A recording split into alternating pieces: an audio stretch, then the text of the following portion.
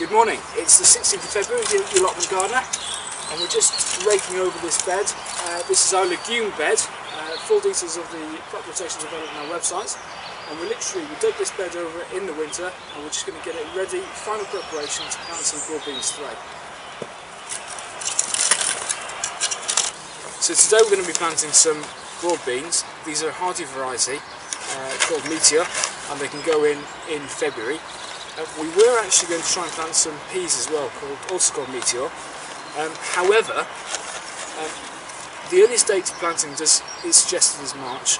We've checked the weather forecast and we are expecting temperatures of -1, -2 at night again. Now, whilst if the temperature is going to stay like this, we'd get away with it, we don't think it's a good idea to be planting these today. And the other thing that we are going to put in the greenhouse are some sweet peas. We've got 3 or 4 packets of sweet peas.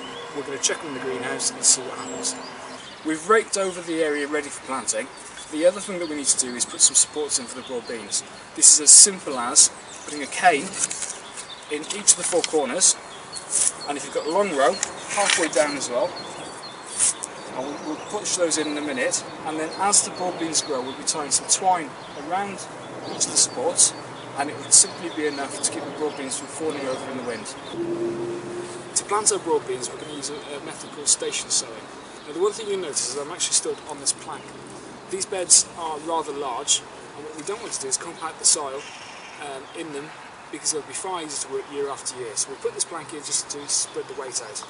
Now to sow the broad beans, they're quite large seeds, and all we do initially is to put them in the right place.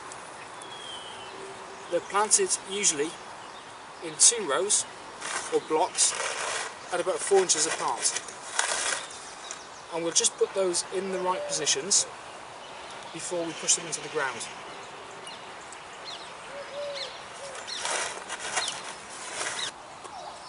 So I've positioned these seeds about 10 centimetres or 4 inches apart, just very roughly. They don't need to be perfect. We're not planting a piece of art here, we're planting a veg garden. Now the method I've used is a method called station sowing, which simply means that you put 1 seed in each position.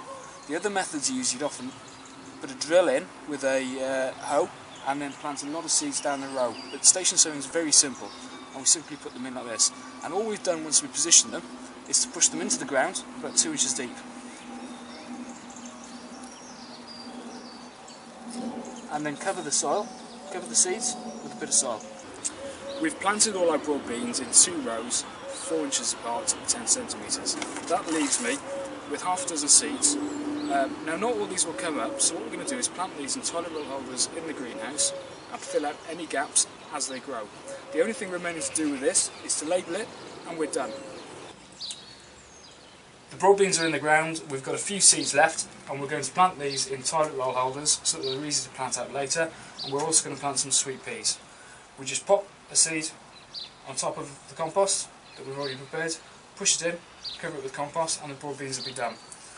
Sweet peas are very similar to plants. They don't quite look like peas, like you'd expect, and we pop one on the top of each module,